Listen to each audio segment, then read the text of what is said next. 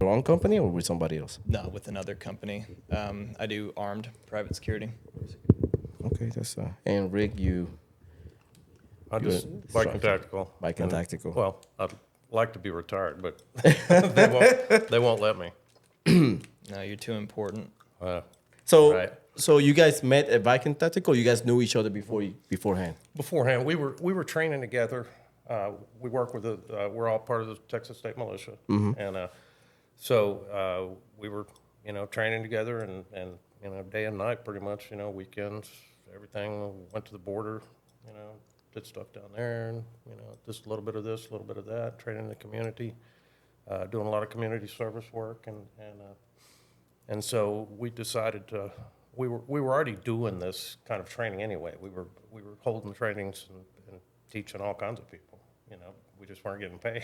And so, which we're not getting paid now, but the money that we raise, because we're a nonprofit or we're owned by a nonprofit, so the money that we raise actually goes to fund all of our community service work and teaching the public. And we've got some real cool stuff coming up. We're going to do some things, like one of the things we're talking about right now is doing a thing maybe like a memorial park where we can get maybe 50, maybe even 100 people to get in there and train them all day long on first aid, get them CPR certified, how to use a defibrillator, how to use tourniquets, all that stuff. And we can provide that for free, because of what Bike and Tactical does. And so it's an invaluable service to the community. Yeah, it is. It is. And David, in your line of duty, it is difficult for you to transition from being in an office doing residential architect. It's a real nice break, and I've always kind of sought physical activity outside of that. Okay. But yeah, this has been something that's been on my heart for a while, and it fulfills that purpose of staying active, physical, because it's challenging and it's fun. It is fun. Do you have any military background? None. No. How long you been doing the shooting instructor portion? For how long you been doing it? It's been 3 or 4 years. 3 or 4 years. Yeah. Okay. What about you, Ethan? Well, I love to train at Viking Tactical because, I do private security in real life. And one of the things you might learn when you do it for a little bit is that most of the officers that do security are not good. Because if they were good, they'd probably be cops. Okay. And so that's the main thing I like to do is train to maintain those skills. So any high profile job that you have been done that you can tell us about? No. Nah. No, I could tell you, but then I'd have to kill you. Oh, okay, that's I just stopped right there. And you're a bodyguard though too, right? Yep. I mean, aren't you a PPO4? Yeah. All that means is you get one extra number on your private security guard card. As far as doing personal protection work, haven't had much opportunity for that. I'm not in the military, and mainly they want guys that have had military experience for personal protection. It's not everything, but it's being in the military or having been in the military in private security is like the equivalent of having a college degree in any other field. Yeah. Well, I would say yes and no sometimes, depending on your MOS, if you're in the military. Some people just They don't care. Paperwork, but to employers, 3 years in the National Guard is like the equivalent of 20 years in special operations. Some dude in office isn't gonna know. They just see, military.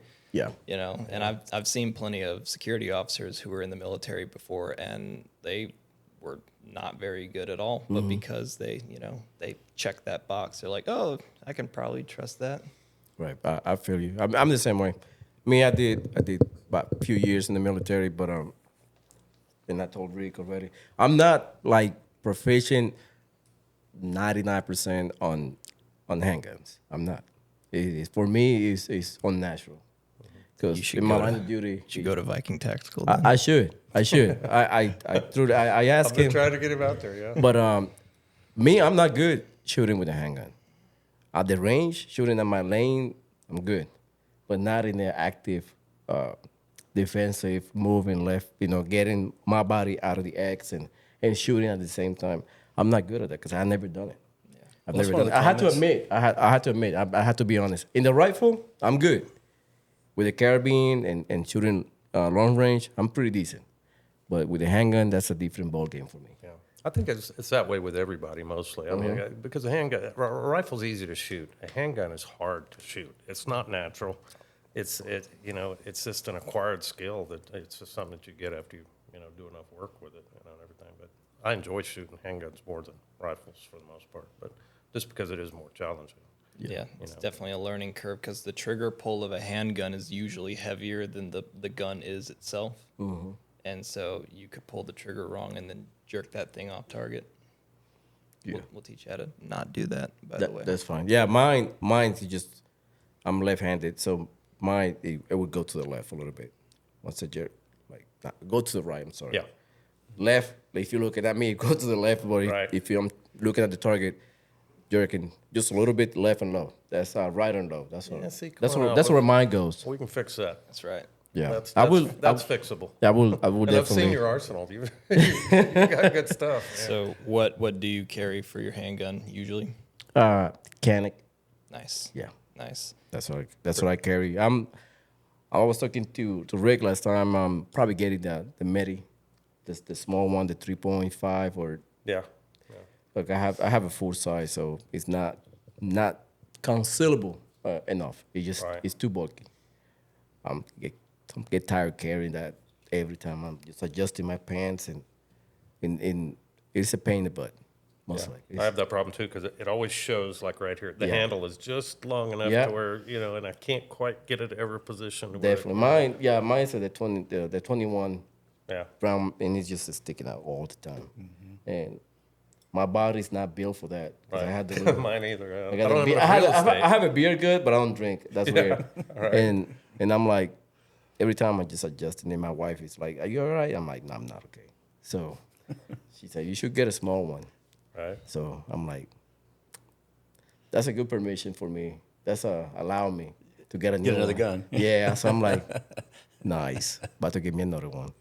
So I like Canic because of the trigger, and it's heavy enough for me. I don't like polymer guns, full polymer, whatever. I don't like it because it feels like a toy to me in my Yeah. hands. Yeah. So- It takes a little getting used to. Yeah.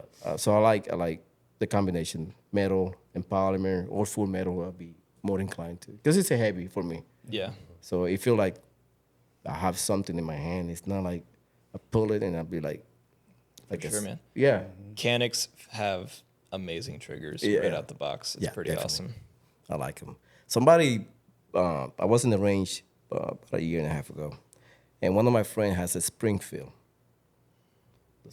And it felt like a toy. Once I grabbed it, I gave it back to him. I was like, I don't want this piece of shit. Too much plastic for you? Too much plastic. It was. It felt like I carry like a water gun Yeah. because the handle, the grip was that small, and I was like, this is. And my size are small, so I was like, this is like a toy to me. Yeah. Well, he has small hands though, so for him it was like, I'm good. He got little baby hands. You see that movie, Scary Part 2?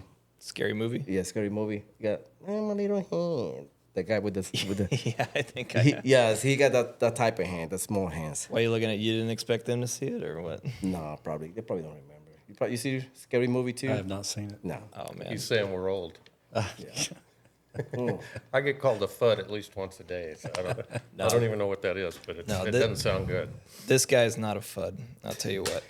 We know a couple guys that you might fall into that classification, but what makes a FUD is that he doesn't want to learn. He doesn't want to play with the new toys. He thinks that his steel 1911 is still the king. Yeah. Not that Yeah. it's not an amazing weapon still, but With 6 rounds in it. you're right. 7 + 1. Yeah. What do you carry, David? I carry 40. 15 rounds, but it's a bit on the bulky side. And talking Glock? about fitting in your appendix carry, it's a little awkward. Yeah, it I'm looking at something 1911 style, but more of a 2011, double stack. Oh yeah. But I like that the idea of that hammer being independent of the system, being able to load one and not feel like you're going to shoot your junk. Right. Yeah. Well, CZ's got the P07 and the P09 that they've redone, and it's called a Nocturne now, and it's a polymer, but it's got a hammer, and it's kind of a unique blend of that, and so it's kind of a pretty cool option. I was looking at that today because I got to do the same thing. I've got the PSA Dagger, which is basically a Glock 19, but it's just I can't get past that I just can't get it to not stick out right over here, and I either have to wear something really baggy or I've got to wear it in back, and I don't like wearing it in back because it's not as accessible. So I was looking at those, but you might want to take a look at those. Those are pretty cool options, I think. What are A you little carrying? smaller barrel. I carry the Glock 48 MOS, and I basically wanted to pick one pistol that I own to Gucci out and do all the work to. So I've got Hollis and Red Dot sight. I've got the Streamlight TLR7 sub. I've got a little bit of trigger work done on it. Stippled grip, shield arms, 15-round mags. My spare has 20, and that's about as Gucci as you'll see me get. All my other guns are stock. And honestly, my experience from carrying the subcompact pistols is that they're not that good, because they're shooting the same size round, but you got a smaller, snappier gun with a trigger that's heavier. I'd carry a Glock 19, but I traded it for a SIG. Not that I like SIG, I just wanted her not to have it even more. You know? Right. Oh, is that the 320? Yeah, the P320. Yeah. So, do you own anything that's not a Glock other than that, other than the SIG? Yeah, I own a Rock Island M200 6-shot revolver. I lent it Oh to yeah, you. yeah. I love Yeah. that gun. Love that gun. I owned a Smith & Wesson SD9, which is just basically a cheap Glock knockoff. I gave that away to someone who needed it more than me because I got my Glocks, Right. Other people need weapons to train with and better weapons. I'm not a fan of the SIG P320. It's basically just a safe queen now at this point. Yeah. It's been Well, and Ethan is like the best, most pure weapons handler guy that I've ever seen. John Wick type of guy. He's like hands down the best overall. Pistol, rifle, all the different aspects, all the logistics, everything. Accuracy, speed, all of those things combined. Yeah, and that's why he's with us because he's just a genius with that stuff. But he works on it all the time. But I think you had never shot tactically with a real rifle, right? When you came out, the very first time you came out and trained with us, I think. Not really. Prior to training up with you guys, the most I had done as far as moving and shooting goes with a rifle, none. Because most I had ever done at that point was shoot at like a bench on 100-yard range, and I played airsoft. Yeah. That was the extent of my moving and shooting a gun. Yeah. But his airsoft, like immediately, whatever he'd done with airsoft, it kicked in, and he looked like he'd been doing it all his life. Yeah. I was like, man, that's crazy. It's never done it before. It translated well. It does. Literally looked like John Wick out there. I mean, making us all look bad, and it's his first time out. And ever since then, he's just continued to improve. So he's just, just a total badass.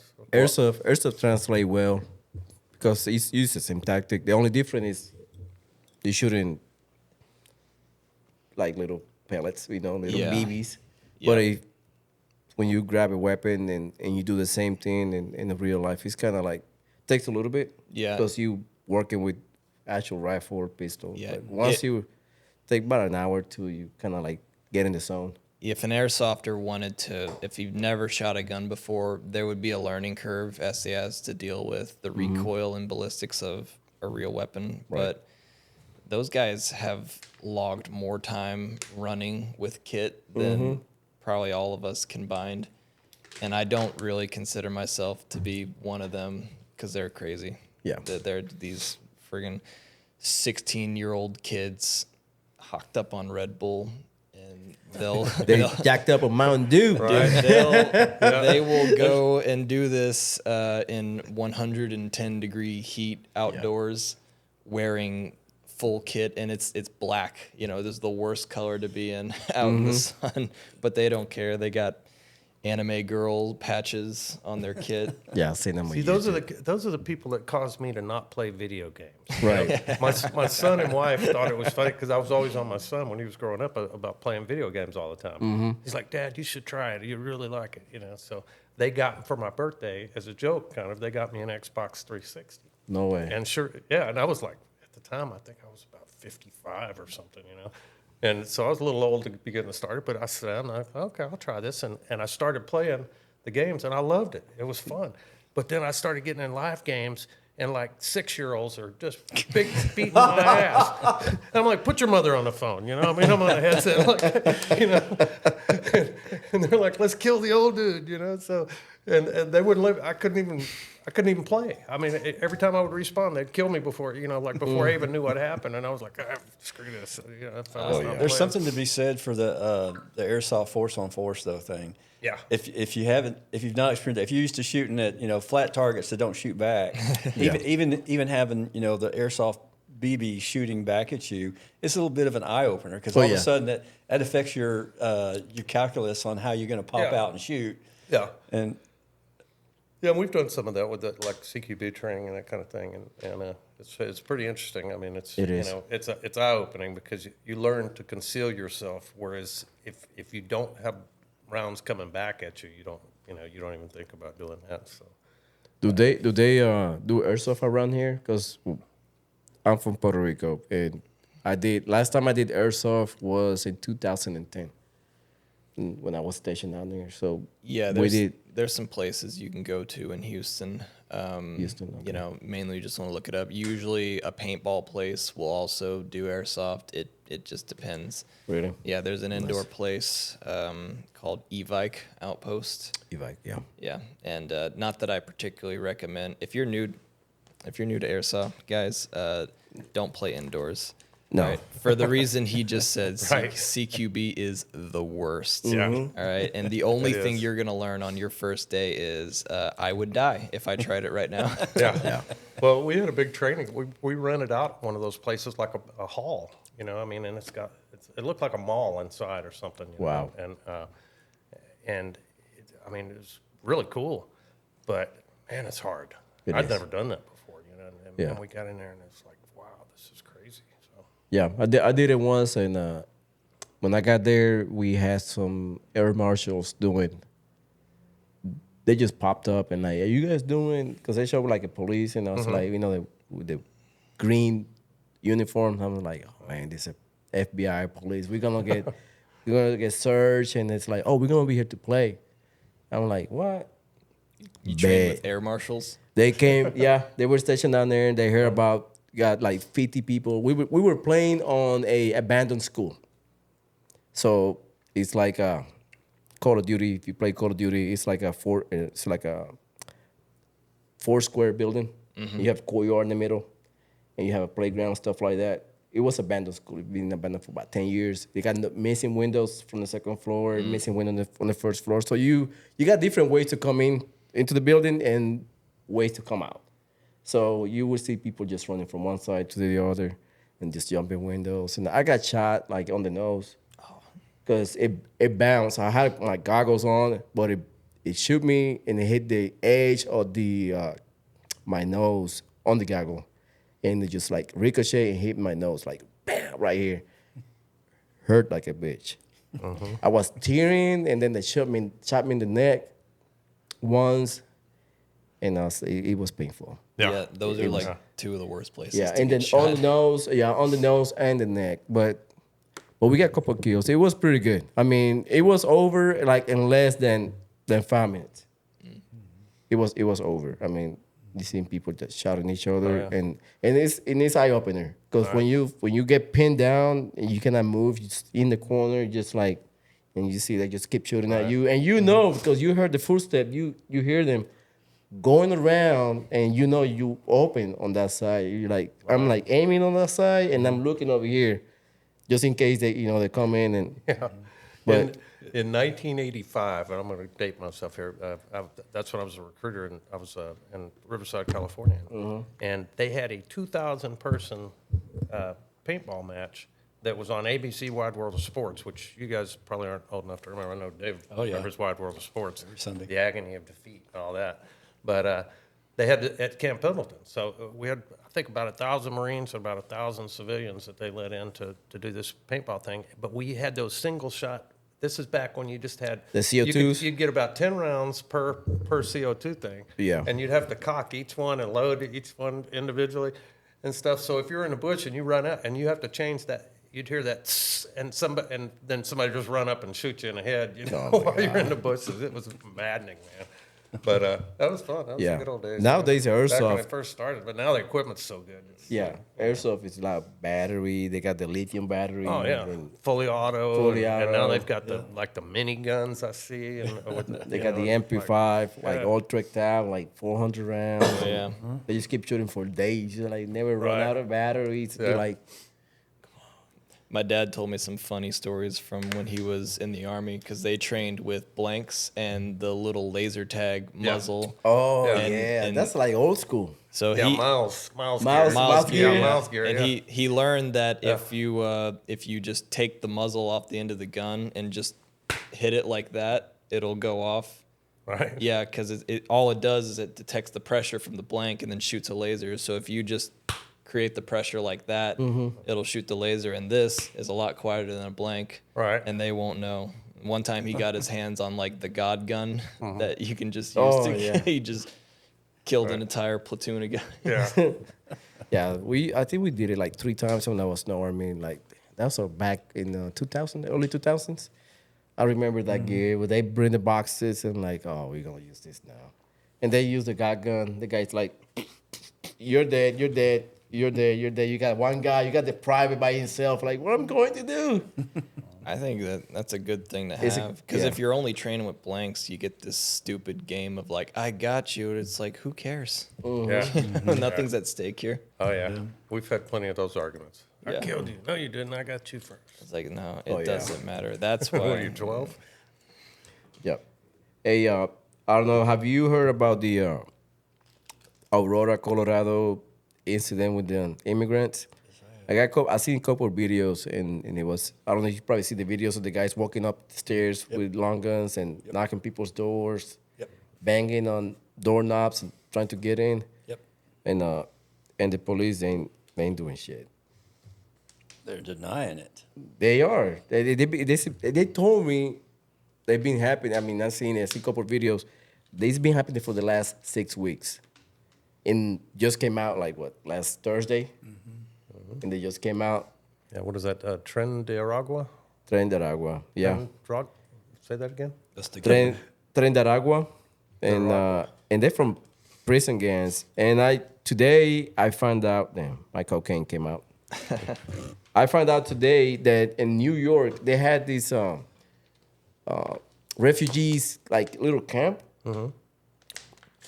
And the gang took over the whole compound Really? already. So that's their MO. I mean, they're prison gangs.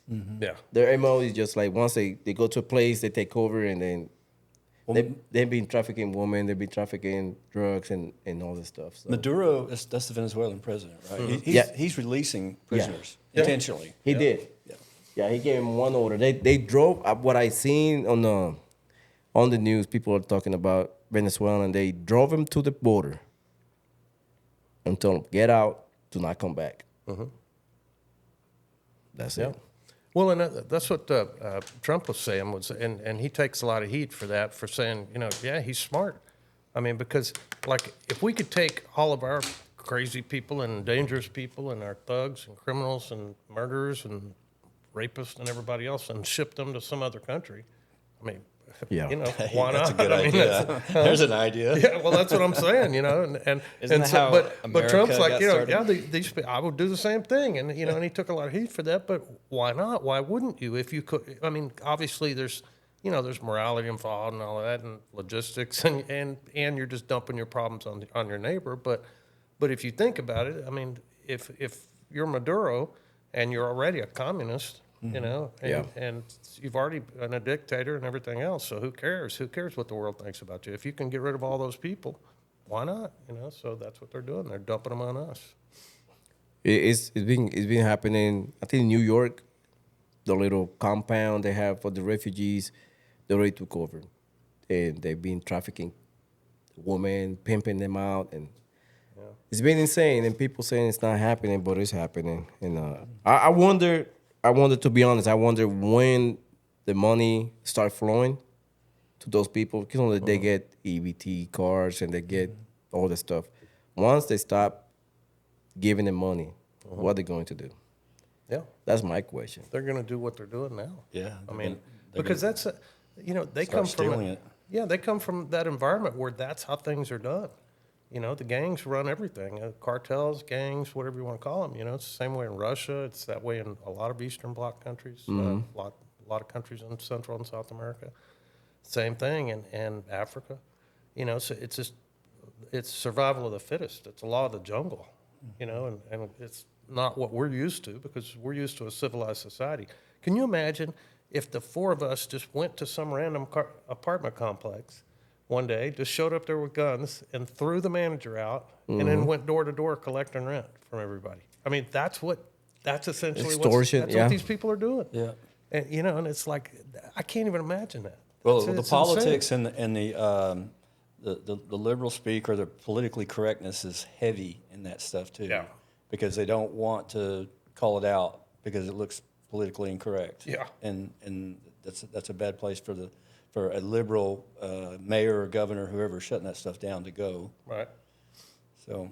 That's what happened when you become a sanctuary city. Yeah. Pretty much. Yeah, yeah, but a sanctuary for what is the question. I mean, you know, if it's one thing if you're taking in, you know, like in Katrina, you know, we took in all the refugees from Katrina because, I mean, their homes have been flooded and Right. stuff and everything, you know, but that's a little different than becoming an actual, you know, like, hey, just whoever wants to just come here, you know, and you can be a murderer, a rapist, you can be here illegally, you can, you know, whatever, and just come on, you know, come hang out with us, you know, and I can't imagine what anybody would expect to be any different. I mean, you know, you've got to know that's what's going to happen. So, I don't know. Yeah, and as their funding gets cut off, like you're talking about, if their EBT cards or whatever gets cut off, they're not going to acquiesce and give up and say, okay, we give in, we're going to fit in with the system. No, they're going to do what they have to do to survive and thrive, and that means they're going to take more territory or ground or whatever they have to do. Yeah, and I don't think these people are afraid of jail. They not. I think they, you know, that's kind of part of their culture, you know. And even, I mean, we have American citizens that are that way. You know, they don't care if they go to jail or not. They got zero regards for human life. I mean, they even said it. They got the green light to shoot police. Right. They even said it I saw themselves. that, yeah. They were ordered to shoot police. Period. Yeah. Like, man, I don't know. Well, I know there's groups in this country that will defend them and support them and, you know, finance their attorneys or whatever they have to do to keep them out of jail too. Yeah, well, they're just happens all the good misunderstood boys. You know, they just need love and affection and some attention and, Yeah. you know. And $10,000 in EBT cards and And they're being persecuted by Donald Trump. And Yeah. oh yeah, yeah. just- Don't man. I guess I heard they have another impeachment coming up for him. They gonna try to put him in jail again for there's some. sentencing coming up. On Yeah, the- another on sentence. the Yeah, 18th. I don't think Yeah. that's gonna happen. They ain't gonna put him in jail. If they do, they know they screw. I've heard that they're ramping up the National Guard in New York City in anticipation of this because the New York cops are yeah. saying they're going to have a sick out on that day when they sentence him. Really? Yeah. They say It could turn into, I mean, they were you know, they were getting ready. Rikers Island. They were getting ready to jail, and I heard about the police saying they're not doing shit. So, Man, Yeah. it's scum. I don't know. It is insane that what we're talking about earlier about the this moralization of society. How without a single bullet from the enemy, they've been breaking down the social fabrics of the United States. Yeah. Because 10 years ago, this is this what's going on right now was a far distance uh, future. You know what I mean? It was like, oh, that's never gonna happen. But now we in the brink of fighting an enemy within us. You know, gang members from other countries, and they're talking about giving illegal immigrants the right to have weapons and everything, and give them driving license. They can in New York they can drive without insurance. Yeah. They can drive without insurance. The And illegals can. Illegals can. Yeah. And then now they have ID cards and then they get ready to vote. Right. Ain't that? I'm telling you, there's people have just, and that's really what has to happen in this country is people have to get so uncomfortable that it starts to affect them in their living room, because it's like you watch stuff on the news and you go, oh man, that's terrible. And then you just go on about your day, what's for dinner, and go back to watching TV or whatever. Yeah. But once it starts to hit you in your pantry, and your refrigerator or your gas tank, once your wallet is impacted and or crime impacts your family, you lose a family member or you're a victim of a crime or whatever, then suddenly it starts to sink in that something's not right here, and so people that were previously oblivious are starting to wake up to this, and hopefully more and more will, but. At some point, people are too just going to late. be, that's enough, we're just not, because it's insane. It's like no rational person would ever, and there was a spy, and I don't know if you know who I'm talking, there was a Russian spy in the Yeah. 50s or 60s, I think, in that Cold War era, that said basically to us, I mean, there's a video of this guy, and he's saying, yeah, the plan is to just use propaganda. We'll never fire a shot. We don't need to use nuclear weapons or any of that. We'll never fire a shot. We can destroy America from inside, just by using propaganda and, Yeah, I and remember that. misinformation and disinformation and all of that. And I think he said we think it'll take 20 to 40 years. And That was in the 80s when he talked or about maybe it. it was. I was thinking it was more Cold War. Yeah. Cold War era, but he, and darn if he wasn't right, And so they've known all this all along, and all these countries that China, Iran, North Korea, all the usual suspects, Russia, they attack us from within. Yeah. And even the Bible says that the enemy is from within.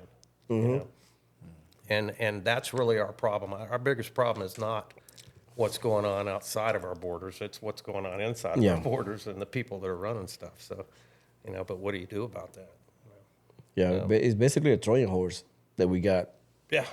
Immigration was a Trojan horse. They let him in, and how you gonna eradicate all these people? How you gonna get them out? Well, they kind of use our willingness to be free and fair to all comers against us, because when they're a minority, we have to be nice to them. We have to treat them, with respect and allow them to maybe assimilate, even though I don't think they have any intention of assimilating. But as their numbers grow, there's going to become some point when they're going to be the majority, and all bets are going to be off at that point. And there's not going to be any what's the word I'm looking for? They're not going to treat us the same as we treated them. Yeah, reciprocation. Reciprocation. It's like feeding the bears at Yellowstone. The bears love you as long as you're feeding them, but the minute you stop feeding them, they eat you. That's the perfect analogy right there. Yeah. It is, because that's what's happening here. They just play us as suckers because we are a generous nation, despite all the people that say bad things about this country and how horrible we are. Well, the modern world would not be what they are if it weren't for all the dollars that we've spent out there helping, the CIA meddles and stuff, and we've meddled in country's business and all of that. But for all of that that's happened, there's way more good that's been done by this country in our foreign aid and all the trillions of dollars that we've spent, trying to help bring the world up out of poverty and into the 21st century. And people just take advantage of that. You know? And there is a cost of freedom and liberty, which is that it requires everybody to kind of play along and go with the program. Yeah, you bring a good point about giving money away. I mean, you probably heard that we are giving the Taliban, pretty much, the Taliban took over Afghanistan already. The United States is giving them between $35 and $45 million a week. Get out. Yeah. For what? Just to repay all the people that we kill. Basically, their families of the Afghanis No that kidding. we killed, they use as a martyr. So do they have an account that they set aside some money for all the Yeah. people that they killed? Of our people? We kill, oh, no, I don't know that shit. But we man. pay between $35 to $45 million a week. See, that's the kind of craziness that goes on. And, and does that money really, that money goes to some tribal chieftain somewhere probably, or some some Something tells me Osama that. bin Laden kind of character that, Something tells me there's some money laundering going Oh, on in there big time. too. Yeah. Oh, Well, yeah. the same thing with Ukraine. Yeah. And then you find the weapons that we left behind in Afghanistan, serial numbers are starting to show up all over the world All of over. those weapons. Oh, yeah. Like they're showing up in Ukraine. So what do? The Afghans turn around and sell the weapons to Ukraine, which we've sent all the money to Ukraine already. They're showing up in Central, South America, and Mexico, Yep. all over the world. We're screwed. We are. I mean, UK having that problem that you were talking about. Once you let in a lot of people from other countries, they become the majority. You become the minority, and then your birth rate change because of other people to start having more kids, and 2-3 generations down the road, basically it's like 5 to 1. Yeah. It already happened in the United States.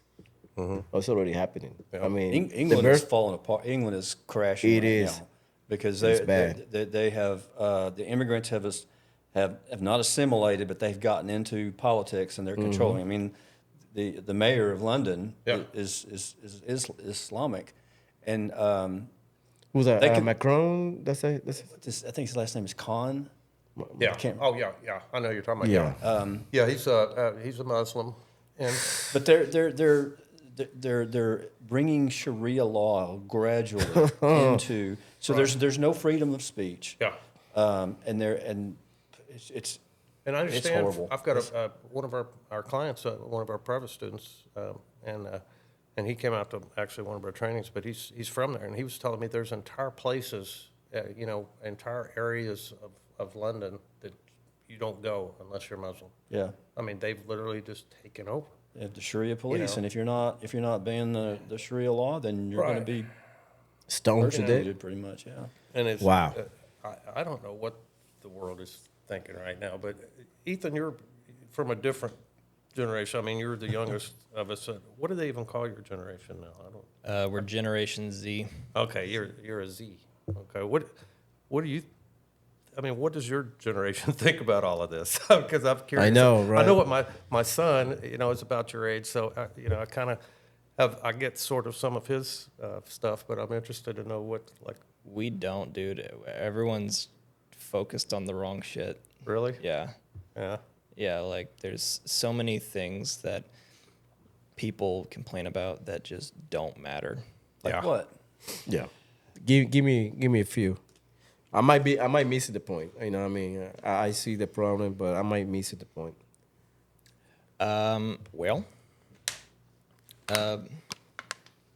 Like look at whenever someone like Trump or JD Vance or whoever gets interviewed by a more liberal person in the media, they're asking them a bunch of questions that don't matter, and none of it really amounts to any meaningful change that they plan to do if they ever take office.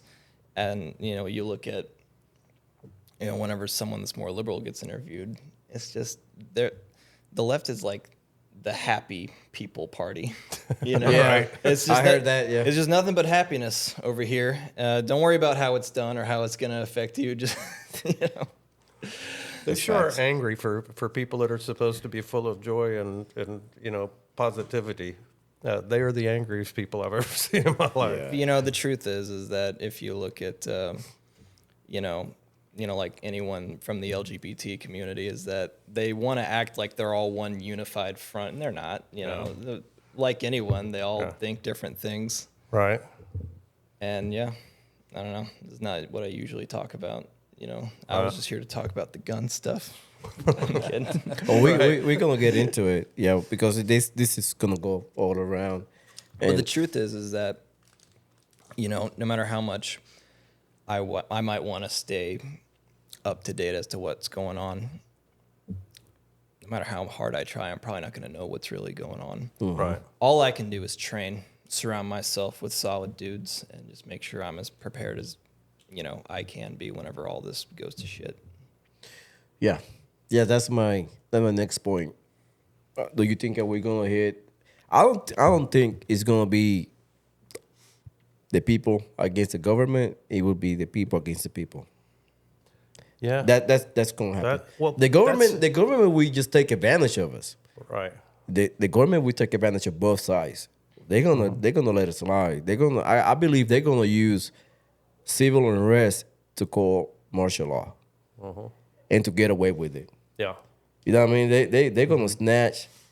It's like two dogs fighting for a bone, and you see the bigger dog waiting for them to get distracted to snatch the bone. Yeah, he'll just eat whichever one wins. Yeah, and so that's going. Yeah. For me, that's what I would do. Well, I will wait for the perfect moment, and I guess they're brewing, they're seasoning the stage. They put in left against right, liberals against conservative, legal against illegal, black against Young white. against old, Christian against... It's gonna be a royal everybody. rumble, and then they're gonna snatch everything when people get distracted. And that's my point. I guess they're gonna go crazy and make laws and then whatever. And when the shit hit the fan, they're gonna become, hey, we're here to help. Let's call martial Right. law, Yeah. and your 2A will go away. Your First Amendment will go away, and we're gonna get this shit fixed our way, the government way, and then it's done. We are basically done after that. I think the second part of that and the way they're going to achieve that is that they're going to use these migrant populations to infiltrate the police and the military, so that they don't have the kind of loyalty to the American people that we would expect our military to have. The big question is always, will our military turn on us and take our Second Amendment right away? And a lot of people believe no, they wouldn't, and I believe that right now they wouldn't. But if that population turns into more of a migrant populace in the military, they may not care. They might have a problem with that. See, and I honestly, having come from the military, not in my day in the military, no. I mean, it would have been 90% would have refused anything I believe crazy that like 100%, that. yeah. Today, I don't know. I mean, You got your doubts? It's like a coin toss. Yeah, because because nobody thought, and we talked about this last time in 1938. When Hitler rose up and all of that started happening, and then they invaded France. Well, nobody thought that people would, literally turn on their relatives, their neighbors, their family members. But people were doing that because, you'd get an extra block of cheese or an extra bottle of wine or an extra tube of crackers or something, And so people were turning in their mother. I mean, We're already having that with Yeah, COVID. We well, had people yeah. snitching on people Right. because they were standing on their front porch. Well, and who's that? Tim Walz, Yeah. in Minnesota. He's the freaking governor running for Tampon vice Tim. president now, and he actually had a tip line for people to call in, and then you see these guys walking down the street with paintball guns shooting people on their porches for being out past curfew. Get in your And I'm house. like, man, every day I feel like I've stepped off into an Alfred Hitchcock movie or something, man. It's nuts. But people will turn because they're worried about their pensions, they're worried about their families, their income, they want to be on the winning team, that kind of thing. And so people start, on principle, I think most people would say the right things, but when it comes down to time to do it, will they defy at their own peril? Will they defy the powers that be in order to do the right thing? And I'm not so sure. Maybe half and half. Do people want to attack their neighbors and No, I don't think so. I don't think people want to see their hometown get bombed. But they would strategically they would take units from the East Coast would attack the West Coast. Units from the West Coast would attack stuff on the East Coast, so that you're not attacking your own hometown, and that alleviates some of that problem. But I don't know. I have no idea what their plan is, and I'm not Mr. Optimistic. I just don't have the optimistic view of, and people are like, no, we'll find a way. We'll figure this all out. And I'm like, how? Just tell me how. That's all I need. Just give me a plan. Show me how to make any of this make sense, and I will march down that road with you. Arm in arm. But I can't find anybody to make any of this make any sense. That doesn't make sense. So, Doesn't make sense. Especially your generation is getting. You're basically out of options. I believe Gen Z, like my kids, they're your age roughly. They are out of options. Everything is expensive nowadays. Yeah. I went to Costco about 3 days ago. One cart full of groceries, I paid like $800. $800. wow. That's why I don't go to the grocery store. And Oh, yeah. I told my wife like this is insane. Right. No, I'll have my wife. Even go, the 'cause I cashier- would lose my mind if I saw that. Yeah, even the cashier was like Yeah. $866, and I'm like, I asked him, do you scan right? We went over twice, same price. I'm like, dang it. Right. My wife almost had a heart attack right there and there. And we had the discussion like, why, if this keep going up as it's going up for the last, year and a half, what would be your generation? What would it be? Like a gallon of milk would be like $10? Yeah. You know what I mean? In like 5 years, if we get the same administration, we're going to go to hyperinflation and it would go another Venezuela, which is like people cannot eat because one pound of rice is like almost $40. Right. And everything want to stop. Now Kamala Harris say, I want to regulate prices from private companies. And Yeah, and these companies are working on sure. a 1.4% margin already. yeah, And so, ask Cuba how that plan, how that works out. Right. Yeah. I have a lot of friends who voted for Biden 4 years ago. Do they regret it? Oh, pretty much all of them do. And I just, I'm not the type of guy to say, I told you so to someone, nor am I the guy who particularly loves Trump. But goddamn, dude, like, come on. And now Kamala, have you ever listened to someone talk and thought, like, she is insane? She is dumb and insane all at the same time. Yeah. That's that a every hard time I thing see to do. That's a hard thing to do, and she do both really like, well. She horrifies me more than Biden does. You can't go Yeah, off absolutely. script. I'm with you. I'm with you. If she goes off script, she sounds like a high school. Yeah, I didn't know I didn't know they let her go off script. Like, Nah. 'cause that's dangerous. You can't let her do Well, that. And really what it boils down to, and my son and I were talking about this, it's like there are two distinct ideologies, and there's very few people that are literally in the middle. There are people who say, well, I'm kind of in the middle. Well, not really, because you're either crazy or you're not crazy. I mean, in my mind. And that side, to me, is, and they think we're all crazy too, I guess, so, fair is fair, so they can call us crazy, but we know we're not. And I don't even know how you Is that what you think? all of that. You don't think that there's a lot of people that are in the middle? No, I don't. No, I think I truly believe this is a spiritual warfare kind of a thing, and it's also ideology, which is kind of the same things. And you belong to this tribe or you belong to this tribe, and I don't see a lot of middle ground there. Yeah. I mean, because you either think that it's okay for a 6-year-old to make a decision about having a sex change, or you don't. I mean, I don't know anybody that's kind of unequivocal about that or that equivocates about that, you know? I mean, you either understand how absolutely insane that is, or you don't, you know? And there's so many other things, you know, men competing with women in sports and, Oh, and yeah. things that in the past would not even be, nobody would have ever even considered that, you know? So, I mean, I just don't see a lot of middle ground there.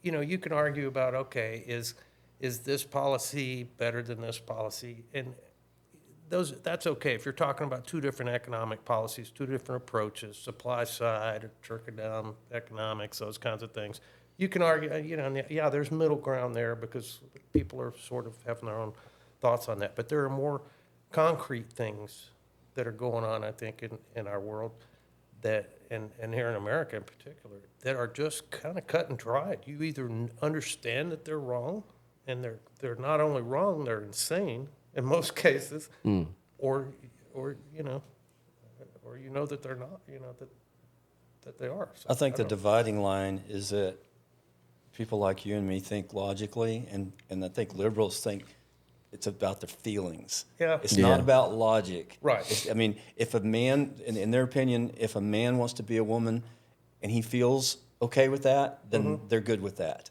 Yeah. Then he's a woman. It's just about the feeling. What do you feel like? And I'm okay with that. I mean, if you know, if a guy wants to think he's a duck, I'm okay with that. You know, but don't expect me to quack back and forth with you, you know? Right. I mean, don't expect me to come down to the pond and have conversations with you while you float around out there and act like you're a duck. Right. You can think you're a duck, but I don't have to, you know? But I'm okay with you doing, you know, you do you, babe. That's fine. But don't expect me to, you know, to have to conform to that. But I don't try think that. That's where the Don't try that in England. There was a school teacher that I saw a video. Yeah. They showed up at his Yesterday. house to arrest him Yeah. because he would not acknowledge a transgender right. in his school. Yeah. They were going to arrest him. And, Yeah. and see, That blew my mind. And here's the thing with all these different groups, and everybody has to have their own unique identity now, but it's not just that they have to have their identity in their group, they have to have this recognition by everybody and all this, you know, like, I don't care. You know, you want to sleep with sheep or goats or whatever, I don't care what you know, go. Be happy, you know, live your life. Leave me out of it. Yeah. You know, but you shouldn't have to have a parade Right. for any of that or all this I mean, notoriety. they have a parade for a whole month. Yeah. Yeah. You know. They got a whole month Yeah. where they go buck naked on the street riding bikes without seats Yeah. and do their crazy stuff while kids are going around and they don't arrest nobody. But It actually gave me an idea. So what you're talking about is pride, right? Yeah. Their pride. Yeah. And so I want to create my own parade, and it's called shame. And instead of like a big colorful float that goes down the street, it's like an old dilapidated flatbed. And there's like a dude on a lazy boy on his 6 bag of Doritos, you know? You don't feel pride when you do that. You feel shame. yeah. Furries are on the next float. Oh yeah. Yeah, Oh, because the LGBT, they don't. Furries want to like wiggle their way into the group, yeah. and the rest of them are just like, oh, we don't want that. No. Yeah. Those I- furries, man. I just And- don't get why people don't just. I mean, you know, this is America.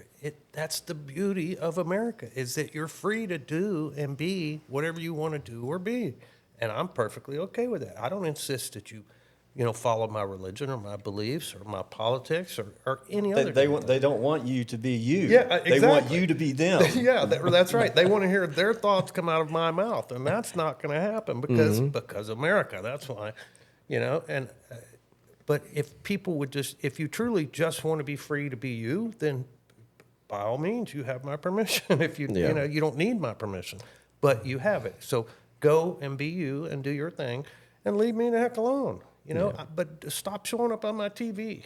You know, I mean, just you know, go do your. I don't care what you do in your bedroom or what you do in your home or anywhere for that matter.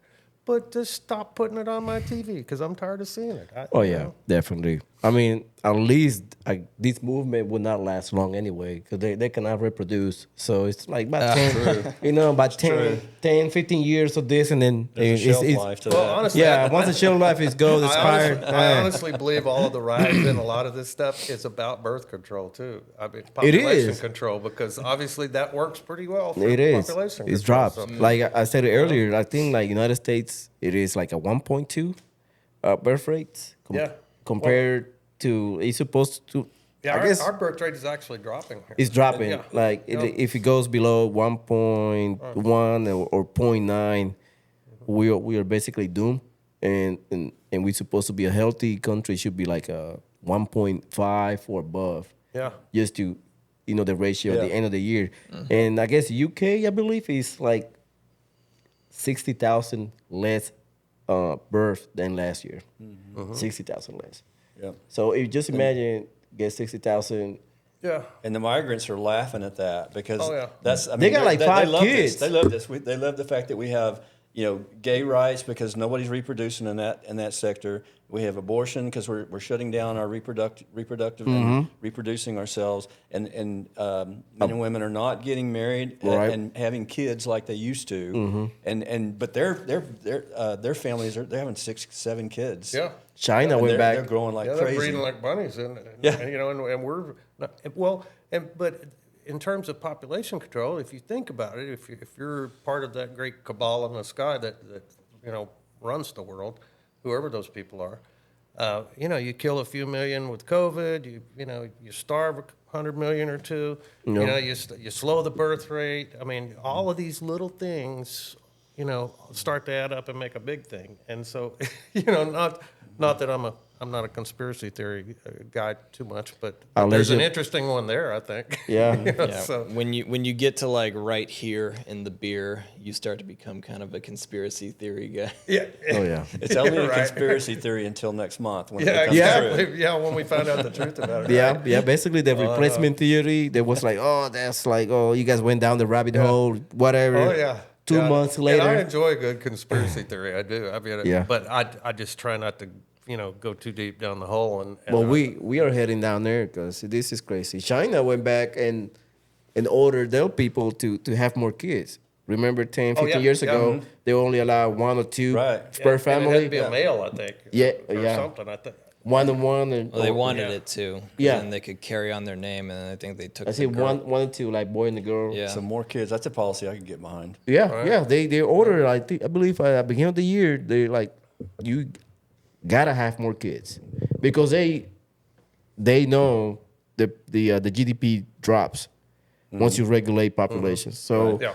they find that out, on Well, no, I think all these countries know that, and certainly China, and so, you've got to take a longer view, and most of the countries that have their eye on the ball, China's one of them. They're looking way down the road. They're thinking, okay, if we're going to continue to expand, we have to have somewhere to expand to. Where's that going to be? And then they look at America and go, yeah, that's a bunch of nuts over there. Surely we can. We can take that from yeah, them. they're buying up lands like crazy here. Yeah, so they start sending people up through our border and taking all of our technology and buying a plan and buying businesses and industries and everything. And yeah. one day we wake up and we're all going to speak Chinese. If something isn't done. Oh, yeah. To stop all that. So We get in there. We get in there. We get it replaced little by little. It is all gradual. Like you say, it's like the frog in the boiling water. Yep. They keep turning it up. You don't feel it. And when you find out, it's freaking too late. That's why the prices of everything are insane, because if you gradually turned up the heat, if things gradually got more expensive, then you wouldn't really notice it. Until it's too late. But when Biden got elected, between now and then, like, you could see the difference. Oh, yeah. I heard an interesting piece of data this last week that Walmart and I believe it was Dollar General both were showing a downturn in their income for I guess the last quarter, which is interesting because you would think that their income would go up Right. because everybody was trying to get. But what the speculation was that this means that the poor people who normally would buy at Dollar General Yeah. or Walmart, They're a staple customer. They're having to really, throttle back what they normally would buy too. Yeah. And they're buying cheaper products. They're buying beans and rice and staple stuff. Yeah, and pretty soon it won't be the dollar store; it'll be the $10 store. Yeah. And I mean, but things are pretty hard when you can't afford to shop at a dollar store. I mean, that's when times are getting really rough. I saw that same thing though. Yeah. And Man, we used to have it all. Walmart used to be open 24 hours. Oh, yeah. So was McDonald's. The McChickens were $1. right. Now all we got is Whataburger, and good luck getting decent service whenever it's 3 a.m. You could go to a 5-star restaurant, eat a 4-course meal, pay, then go home by the time you get your burger in the drive-through. Yeah. Yeah, everything going to shit nowadays. Like you mentioned, prices. It is out there. Do you have anything positive on that paper to talk about? Yeah. We touching that. We on the economy. We're positive the world's going to hell. Yeah. I think the only positive here. Let me see. We touching in the illegal immigrants. We touching the economy. I'm going to see from it before it dies. Yeah. We're gonna touch up on your subject, Ethan. Preparedness. What are you doing to getting ready for allegedly, I will not say the word, it will happen because, YouTube gods will be like, strike. But what do you do to get ready just in case the shit hit the fan? The short answer is not enough, But we all regularly check in with one another. We actually have a list, a preparedness sheet. And it's a great way to gauge what you have, what you need to get, and what you're lacking in. So you got to make sure that the 3 are covered, food, water, shelter. Do you have a generator, and how are you going to power that generator beyond just the couple gallons of gas you keep on hand? Ammunition, Most of us have enough ammunition for a battle. And, to be honest, if you're thinking beyond that, I don't know. Focus on the the battle. Yeah, I'm not storming the beach at Normandy or Exactly. anything. I need enough to defend my house, but Another thing is communications. Whenever, and it doesn't have to be a shit hits the fan scenario to have to worry about these things. Houston is not known for its great weather. right. And hurricanes and floods happen more often than you'd think it would, but it's very easy for the grid to go down. It's very easy for our phones to go out, depending on what type of infrastructure is destroyed whenever a storm hits. So do you have radios that you can use to communicate with people in your community? And that's the kind of thing that we play around with, or not play around with. We're actually pretty serious about it. Our ability to use repeaters, but also our ability to not use repeaters, because what we're coming to find, the more disasters hit, is those things aren't that reliable. Yeah, he's talking about ham radio stuff. Oh, the ham radio? Yeah, Yeah. we're all ham licensed. So You guys have, yeah. I'm getting mine hopefully next week or so. I'm looking at get 2 radios yeah. just in case, just a Yeah. scan or something. I tell you, yeah, because I mean, it doesn't take. The world is a powder keg right now, and and so yeah, that's a good way to say well, it. Yeah. And so it's not like we're going to get a memo that, hey, I just want to let you guys know on Friday afternoon, we're going to shut the internet down and the world's going to collapse. It's going to be, a coronal mass ejection knocks out, the power or something. Or It's going to happen at the most inconvenient time. Yeah, or some terrorist cell rises up. I mean, the people in Israel, some guy's out there, he's, working in his field, hoeing his garden and whatnot, and looks up and dudes are parachuting out of the sky with AKs. Right. And I mean, so it's not like you get a warning. So you're either ready or you're not ready for whatever it may be. And our philosophy has always been this: you kind of prepare for everything, then you're not surprised by anything. But with like the thing coming up with Trump, if they put him in jail, what happened? What does society do? How do people react to that? I mean, how does America take that? Is that the thing that pushes everybody over the edge, and we go full on, crazy, or is it something else? Is it an economic thing? Do the markets just one day, decide to crash for whatever reason? Because they do that now and again. I mean, there's all of those things. Do we get hit by a meteor? I don't. Who knows what? But Yeah. Aliens land. I give up, man. There's all kinds of things, or another viral outbreak. Those kinds of things happen. So, Well, we got one going around, the Mpox. To not say the word, the M. Little Mike going around, and it's all about the plan. yeah, Just another 2020 type scenario, I believe. This is a new virus. Go away and vote by mail. Yeah. Tell you what, there's nothing like a good disaster to make you want to get after it a little bit.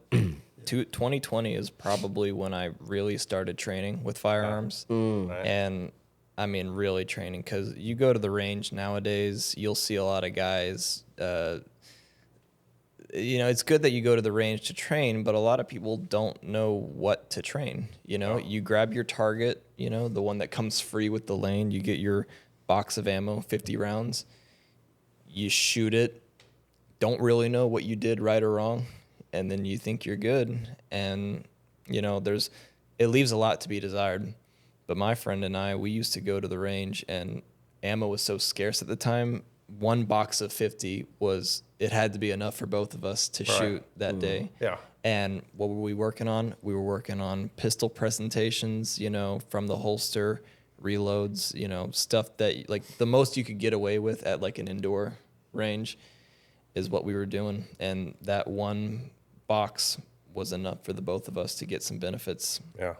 And we did that like every week for like the entire year of 2020. We did that. It's motivated a lot of people. I mean, we're seeing people that we would never see, like some of the sports folks that we've got coming out, training with us and stuff, and law enforcement officers even they're coming out going, I know how to use my pistol, but I'm getting into gunfights with an AR now. I mean, I'm showing up to a scene where everybody's got automatic weapons or something, and I've got to be able. And they're genuinely, they're afraid, and rightly so. They need to know how to use that stuff. So we're seeing more of them, and school teachers and little, divorced women, and that live by themselves, and all kinds of people, that we wouldn't otherwise have seen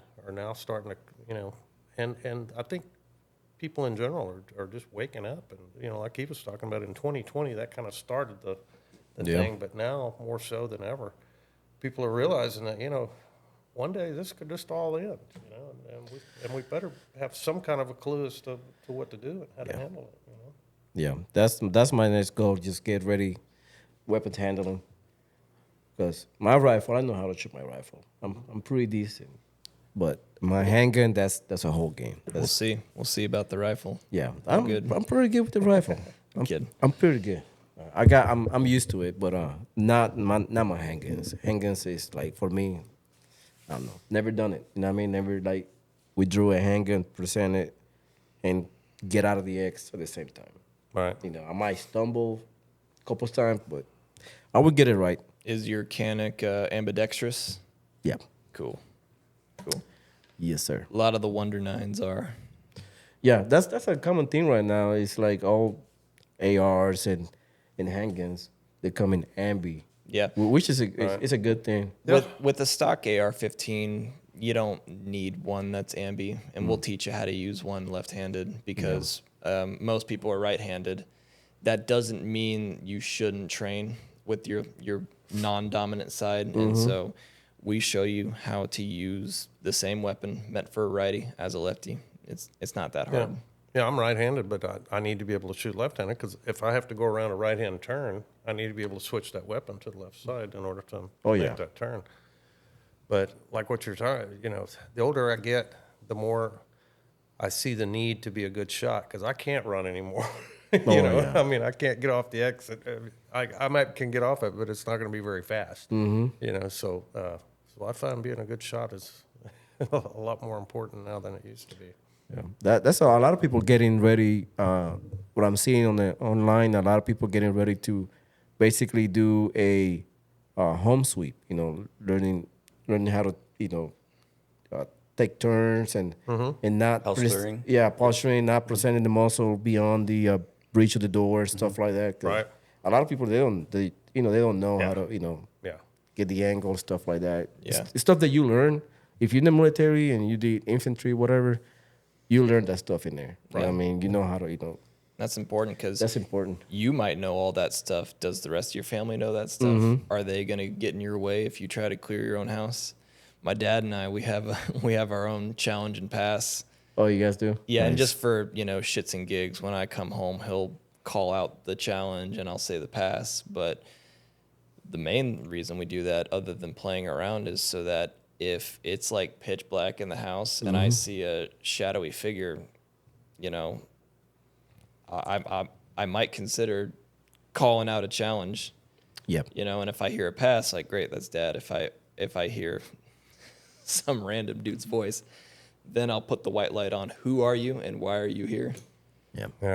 Yeah. My son, he will send me a text from upstairs, like if it's late, like 11:30 or whatever, he'll send me a text from upstairs, say, hey, Dad, I've got Uber Eats coming. Don't shoot the driver. So don't shoot me if I'm coming down. So I'm like, dude, I'm not going to shoot you. It's just, look around, just being careful. Yeah. Now you gotta, that's one of the rules of gun safety. The universal rules is to know your target and what's beyond it. Right. Yeah. And that's ever a present rule in your home. Yeah. You know? You gotta be. And ammunition selection too.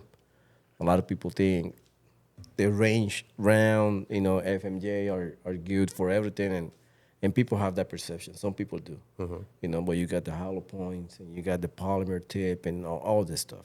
It is a different entire world of ammunitions and weapons. And you have to grab somebody that knows kind of like pretty much everything, so you can put the right combination on the people's hand, because they just like, oh, I'm gonna shoot FMJ because they're cheap, Right. and they shot somebody in the house and that bullet went through the door. Oh, yeah. Out the house to the neighbor's door. Yeah, and they're shooting the green tips, through the man. door and Well- through the neighbor's house and through the other neighbor's house. Oh yeah, and, it is. The good news is that, you should get hollow points for your carry gun, obviously. Put a mag of those things through the gun just to make sure they fit. work. Yeah. But other than that, you get your carry ammo, you get your defense ammo. Once you know it works, set it aside. And then you train with the FMJs. cheapest ammo you can find. Yeah. Yeah. You typically want a nice gun that can shoot just the cheapest ammo, It doesn't deserve the brass unless it can feed the steel, That's a good analogy right there. Yeah. Yes, that's good. Well, and finding cheap ammo is hard, and Shoot. but I find that like the cheapest, because I'm shooting 3, 4, 500 a session, and sometimes having 2 or 3 sessions a week. So I'm going through some serious rounds right now. So I have to find the cheap stuff, and it's getting harder. Pistol's not so bad, but like 5.56, 50-cent piece every pull of that trigger. One mag is $15+. Wow. Between $15 and $20, depending on where you buy the ammo. Compared to for one mag. compared to 2018, it was like Oh yeah. $9. Now it's at $15. Yeah, we Yeah. do 5 or 6 mag dumps in a row and not even think about it. But now it's like, ooh, wait a minute. I know. I mean, would you just sit here and just take 50-cent pieces and just throw them in the water? Just take a bucket of 50-cent pieces and just and that's kind of 15 in 7 seconds too. yeah, exactly. Wow. Right. 15 in 7 seconds. How many rounds do you shoot per session? Like when you actually, you go through your paces, your training, how many rounds do you actually shoot? I think I'm scarred from my pandemic days. So if I'm by myself training, it's typically not more than just the 50-round box of ammunition. That's your limit? I ration it out to make the most of the drills, but obviously when we're doing Viking Tactical, the primary goal isn't for us to train, it's to train others. And we like to get up there and kind of show the class how it's done, but what there's more value in is being able to maybe potentially teach a student, and maybe that student shows us how it's done. Okay. You know, so that's kind of the line that we walk of showing them ourselves and then just teaching them how to do it and letting them do it. And for a lot of students, it's kind of a kick in the pants because they'll use their weapons that they maybe even had for years. They're using them in ways that they've never done it before. And they're like, crap, it's an eye opener. I need to train. Because you can spend all the money you want on your nice weapons, but you're not going to be much more than a loot drop, you know, for the guy who trained harder than you. Yeah. And I kind of like it when I see people go, you know, when I when I kind of see the air go out of them a little bit, because I know that we've kind of connected at that point. They get it. It's like, oh, I kind of suck, you know, and because it's that understanding that you kind of suck that makes you want to go train and get better, you know. And so so sometimes that's kind of neat. But that said, typically if you're seeking out that training to begin with, your mindset's usually there. I mean, we've had very few students that we thought like, oh, that guy. Now, like 99% of the students that come to Viking Tactical are just solid, concerned Americans that want to train. You know? Yeah, there's only been a couple that like really terrified me. I mean, maybe two in a couple of years, maybe, but you know, but they were pretty scary. You know? I'm glad you let me hang around though. Yeah, look at him now. He's one of us. It's pretty good. How many rounds do you shoot roughly when you train? Because I have a tendency to drag people with me to the range too that I'm trying to instruct a little bit. So on those days, I'm lucky if I get 100 rounds through. But if I go by myself, you know, it'd be usually 100 rounds of rifle and 100 of pistol. That's a decent amount. Yeah, That's a decent amount. I'm just like kind of OCD, and there are certain things that I want to be able to do really well, and sometimes it takes, you know, 300 to 500 rounds. Maybe I'm slower learner than these guys, maybe. but I just have to do that repetition over and over and over and tweak it until I get it just right, you know. And I cannot believe how many rounds this guy shoots. He shoots more than all of us combined. Yeah, Doesn't but shows. you know, but also I have to stand up in front of a group and you know, perform, and it's like you know, in the back of my mind I'm going, oh, I can't screw this up. So, you know, but we miss too. I mean, everybody does. Yeah. But yeah, I try not to mess it up too bad. But I do like to keep my skills up, and as I get older, you know, everything gets a little harder. I get a little slower. You know, the vision's not as good. The hands don't work as fast. You know, that kind of stuff. So it's good to keep up the repetition. It kind of keeps my skills a little. To your point, though, you probably are the best shot among us, and for a lot of our classes, that's how we begin. We don't start very close to the targets. We start very far away. The first thing you do in the class is get your ego checked. Yeah, and that's why, you know, and that's why it does that.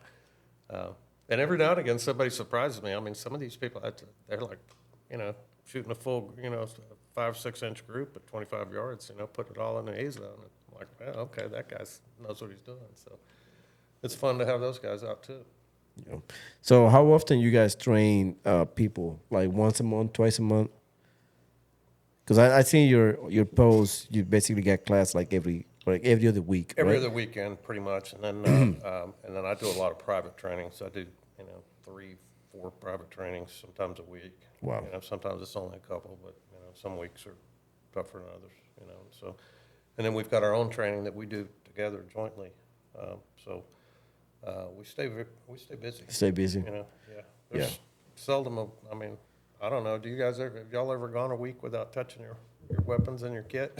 It's not. No, I mean, pretty rare. whenever your carry is a part of, you know, my gun is my carry pistol. I'm not talking about the one I wear at work. Right. I'm talking about just, my 48, the thing I carry all the time. I consider that clothing Yeah. more than it's part of your outfit. Right. So no, I don't think I go a day without touching a firearm.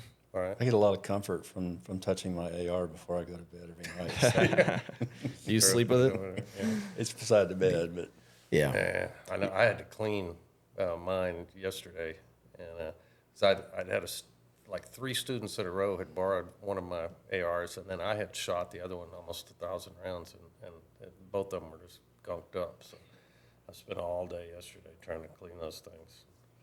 Yeah. What is your AR?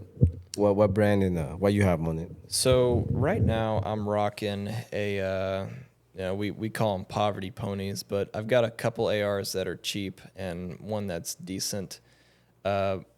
My first one and kind of my go-to rifles made by Wyndham Weaponry. If you ever heard of Bushmaster, it's basically that. But honestly, lately I've been using an 11.5 AR pistol. The lower is Aero Precision, but the upper is actually Palmetto State Armory. Okay. And I'll get a BCM whenever I can afford such frivolity. Is that a word? Franken gun. And that's how most people's ARs are and should be. Not that you can't buy a complete gun and it's great and all, but you find out what's decent or passable and piece the weapon together yourself. And if you piece together, the pistol grip, the lower, the upper, the optic, the light, the sling, by the time you've learned how to do all that yourself, you're a much better shooter because you need to know how your weapon works inside and out because problems are going to come up. We've seen guns fail in so many ways at Viking Tactical. We've seen lights fly off, optics fly off, stuff breaks off inside the gun, Wow. and people can't rack their weapons anymore and they don't know what's wrong. And then we have to play doctor on the gun. It happens all the time, and we have parts kits for AR-15s. And so we'll often end up donating the part that broke inside the gun. And like, that's the thing that you had in your safe and you thought you were good to go, Yeah, it happens. It happens. What is your? I know you told me already your AR. Yeah, well, I've got three now. Yeah, I sold one. I've got a little shorty, a little 11.5. Just a, I forget what that one is. I bought that from a guy, but it's a really nice little gun. It's just a little shorty, but I love that gun. And then I've got a Ruger that I shoot a lot. That's the one I've got the Vortex Spitfire on that I was talking about. Oh yeah. And then I've got a PSA build that I did, and it's the first one that I ever built. Like, I didn't get like the assembled parts. I got a bag of parts and literally built that thing piece by piece by piece because I wanted to know how all of that. I knew how to shoot them, but I never really understood completely how they all worked. How does the spring mechanism work in a trigger? How does the safety? What makes that work? How does that even interact with the trigger mechanism? How does the bolt work? The gas tubes, all of that stuff. So I literally, like he's talking about, and by the time I was done building this thing, I felt like a gunsmith, Yeah. I had to watch every part. It seemed like I had to get a new YouTube video and watch it and go, okay, now, all right. So when I'm watching it, stopping, tinkering. And, but it turned out it's one of my favorite rifles. So There you go. So you do 5.56 or 2.23 or both? Yeah, 5.56. It'll take either. Okay. For all you people that are wanting to get into AR-15s and maybe building them yourselves, my first tip is if you're gonna modify the pistol grip or buffer tube, don't do it on carpet because those those tiny little pins and springs are gonna fall out, and if you're on carpet, just kiss it goodbye. Yeah, I know. I get so mad at my wife because she got this carpet. I've got a table that I sit at, and I do all of my gun work there. All of my gunsmithing, cleaning, taking stuff apart, putting it all back together. And she decides that I need a carpet under this table. And so she gets this carpet that has every possible imaginable color on earth in it. Oh. And it's like it's the best. If I could get a uniform made out of that stuff, I would wear that for camo because you can't find anything in this stuff. and in little bitty pieces like this, you know, and they just disappear. And I'm like, oh man, here we go. So I'm down there with a flashlight, you know, searching through this carpet and yelling at her for buying that rug. Yeah, especially the safety spring, which is Yeah. on the handle. Yeah. Yeah, that spring. All of that, and then all the little parts that, you know, if you take I take my bolt all the way down to, I mean, I take the extractor out, and there's, you know, a little bitty tiny spring in there, and there's a little detent pin that holds that in, and I lost that one actually this morning in that carpet, and I was down there with a spotlight looking around, you know. And that's fortunately why. I found it. So. And you can get this from Academy for like $10. You can order them on eBay or I think even Amazon too. But it's just they call it an oops kit, and it's just a little, you know, dime bag of all the little tiny parts in an AR-15 Right. That you'll lose. Yeah, like 2 of each. Yeah. Because you will, if you should be losing parts because you should be cracking them open to see how they work. Yeah, I'm amazed at how many people don't even know how to break them down, and I'm like, well, how do you clean it?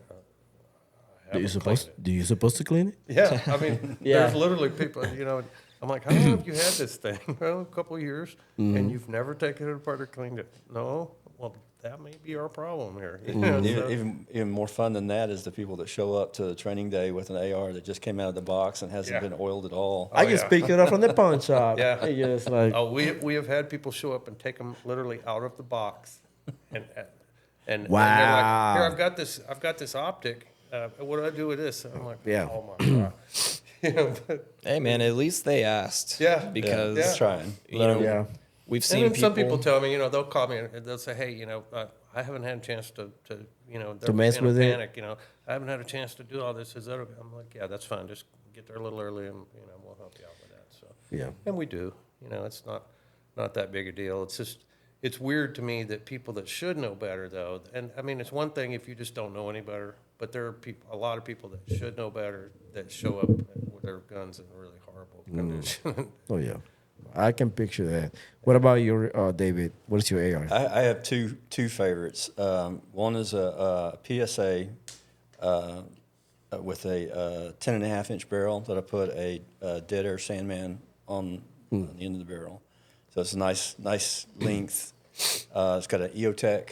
You got the good stuff. Huh? You got the good stuff. Yeah, Very good stuff. it's a good short range. The rifle he's talking is, I love that rifle. 'Cause I didn't know it at first too because he always trained with like a stock AR with a carry handle. I show on it. up with that M&P. Right. The first one that I ever bought didn't even The have M&P Sport? it's Yeah, Sport. yeah. It didn't even have a forward assist, Right. or a dust cover, Yeah. on it. Yeah. It was so cheap. So But that's my truck gun. That, But that's the what one I he's thought. got with the dead air can on it, the suppressor, it's like, phew, It's nice. you just my- barely hear it. Man. My girlfriend loves that one because she'll take the suppressor off and it's a little lighter weight. But my other favorite is I'm having a brain fart now. A company out of Florida that has a free floating barrel. I put a Vortex 16-inch barrel, with a Vortex Spitfire. Oh, on that's it, one you red have the dot. Spitfire on? Yeah, and it's got an IR laser that I got from U.S. Night Vision on the end of it. What's the name of that company? I was thinking about it a minute ago, and I just completely lost it. There's so many of them out there now. I can't Oh, yeah. remember all of them. Anyway, They got it's some. a great little rifle. Yeah. 5.56 also. Yes, it is. 5.56. Yeah. And he's got nods and all that, too. Oh, you got NOS. He's You know. the MVGs. You know. Oh, you got the MVGs. Okay. And it's great how many brands there are. If Yeah. somebody owned 0 firearms and they were asking what they should get, I would say get a AR-15 and a Gen 3 Glock because you're not going to find 2 weapon platforms more customizable than that. True. Not that you Yeah. need to customize a Glock, but Mm-hmm. you can. Yeah. You know, there's and everybody dogs on the PSA, the Palmetto State Armory stuff. I mean, they're but I'm pretty telling decent. you, the stuff I've built from there, it's been as reliable as anything I would ever want. And it's just maintenance. You know, if you do the proper maintenance, you keep them clean, you keep them well lubed, and you look at them every now and again, and, you know, every now and again you got to tighten a screw or, you know, you got to clean something. you know. Yeah. But if you do that, those things, I mean, for $400, you can build your own weapon, you know. I mean, Diamondback was the name of the company. Oh, yeah. Diamondback. I actually I built that rifle with went to what's that gun company down on in the southwest part of Houston. It's a gun range. Michael Berry's always talking about it. But they had a class, an AR build class. Yeah, and we went down there and built that rifle, and it's a good little rifle. Yeah, it's a good group too. I mean, they have all the old classic firearms, I think, isn't it? It's not classic. Top Gun. Oh, okay, Oh, gotcha. Top Gun range. Yeah. Yeah. I heard about them. They're pretty good.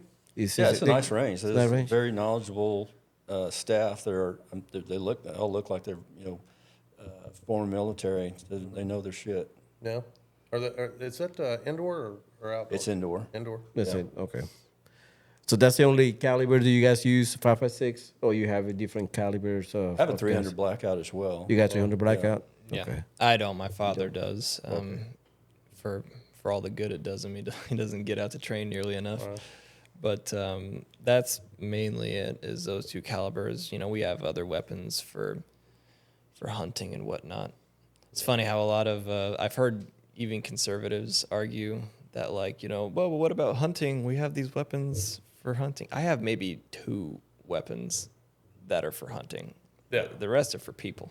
You know. Yeah, I've got a 270 that I use. You know, I mean, there's nothing in North America I can't kill with it, and Yeah. I've killed everything with it. You know, and so, but that's not. I mean, you know, the Second Amendment is not for hunting. It never was. That's not what it's meant for. It's Yeah. meant to defend our, the country against enemies, foreign and domestic. Anybody that would violate the Constitution or tyrannical, whatever. You know, so. But yeah, most of us use 5.56 stuff, because it's interchangeable.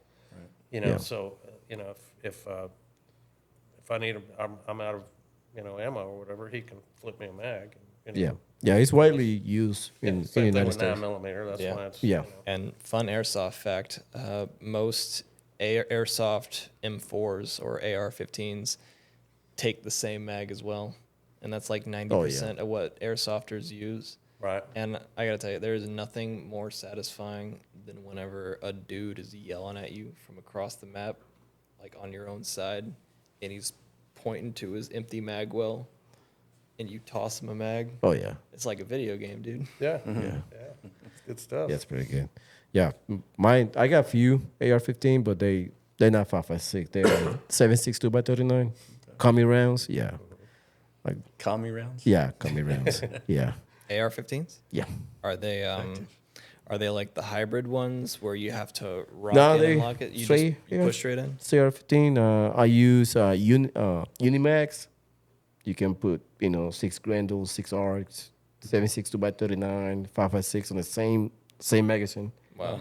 Yeah, I got those. I got about 4 or 5 Unimax. I saw them online one day, and I'm like, you can even put 458 SOCOM rounds on it. Right. You can put like 10 rounds. Yeah. You can't put many of them. You can put like 6, 7 rounds on That's them. got to have a pretty wicked curve to the magazine then. Straight shot. Really? Yeah. What's the capacity of it? It depends. It's 6. I think 6.5 Grendel. It would do about 23, 25 rounds. And 7.62 by 39 would do about 23 rounds. Okay.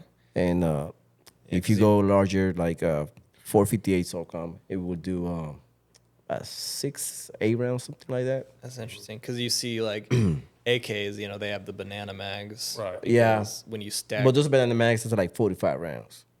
30. 30. Well, they got 2 sizes. So they one is 45, which is longer. It's crazy. Okay. Yeah. I saw a few in Iraq. Oh, cool. They a little bit longer than usual. It's like about I say about 3 more inches. That's funny because you gotta rock an AK mag in. Yeah, you got if, to. If it's long enough, it's just gonna come back around on itself. Yeah. Yeah. So is that like an AR-10 platform or? No, it's a kind of regular It's just 7. a regular AR. Yeah, if you look platform? at it, it's if just I- different, this chamber different. If I give it to you, you'd be like, oh, this is Okay, cool. it's like a Yeah, usually when we see the 7.62s, it's usually an AK. So yeah, or the hybrid like the Palmetto. They got Right, the AK-47. right. Yeah. it's- It's like AK-47. No, it's not the AK. They call it they got the PSA. The KS. The, SKS. the KS 47. I think that's how they call it in Palmetto. I don't know. They got They so got much the stuff. it's the uppers look like AR-15, but the bottom is AK. You can They're- put AK Max on them. They're coming out with the German STG 44 now. Oh yeah. Oh, yeah. That's cool. That was cool. That And was they're kind of walking the line of like making it look historically accurate, but also making it compatible with modern stuff. It'll take AR mags. Yeah. those are nice. I've seen a few videos. Those are nice. But yeah, mine look like a regular AR-15. And magazine. I got a few magazines that are curved for the AR, but if you see the Unimag, it's straight shot down. Cool. Doesn't. That's why you can carry like 23 rounds. Once you pass 23, Then you gotta. you have to curve. Got yeah. it. That's why I take like 23 rounds. You could, I count it. It's like when you got 22, you're like forced in the last round. You're like, oh, that's it. Once I feel the pressure, like that's enough. Yeah, that's what I use for in the house. For the hammer, I use a heavy spring on it. I use a heavy spring and a larger fire pin to avoid light strikes. Yeah. Because if you use regular AR-15 springs on them and regular fire pin, you will get 1 or 2 rounds and you have a light strike. Yeah. But if you put a heavy spring on them, you shave a little bit. Makes sense. I would not say. That's why that. I use- you shave a little bit the shear on top, whatever. You polish it, and I would say about 3.5 pounds pull, and the heavy spring. No issues whatsoever. I think I went about a month ago. I went to the range, Blackwoods range. I went shot about 150 rounds on my, not even a light strike. That's good. Yeah. 'Cause usually at least in regards to pistols, I don't recommend people do a ton of work to the trigger Yeah. for that exact reason. And, Oh yeah. people want to talk crap about this gun or that, but like, look, if you did any work to the internals of that gun, it's no longer that gun, Yeah. I would not recommend using a drop trigger on the 7.62 by 39s because they're usually not strong enough. So for 5.56, 7.62, 5.56, 223, or 300 blackouts, yeah, you drop in trigger, Yeah. you'll be perfect fine. Yeah, because I've got a 2.5 on my the 2.5 pound competition trigger. Oh, you do? Yeah, it's I love it. I mean, it's just a lot of fun to shoot, but it's not wouldn't be a great patrol kind of gun or whatever, but for for shooting distance and playing around and whatnot, it's a lot of fun. Yeah. But it is very light. So. All right, guys. I really appreciate you guys coming in. Thank you so much, Rick. Appreciate it, David. Thank you. And Ethan. Well, thank We probably need to go train. When is your next class? I believe you have one class coming up next week, right? Yeah, next Sunday the 15th, we have Yeah, an next advanced week, yeah. pistol coming up, and then a couple of weeks after that, we've got another carbine, and we got a night class coming up in November, and a little bit of everything. Okay. Yep. You guys can check the website, our Facebook, and our Instagram for all the upcoming classes. I appreciate it. I will link everything down below, like I always do, and you will be tagged every time. Cool, man. All right. I really appreciate it. Don't forget to like and subscribe. Also, thank you so much. Bye bye.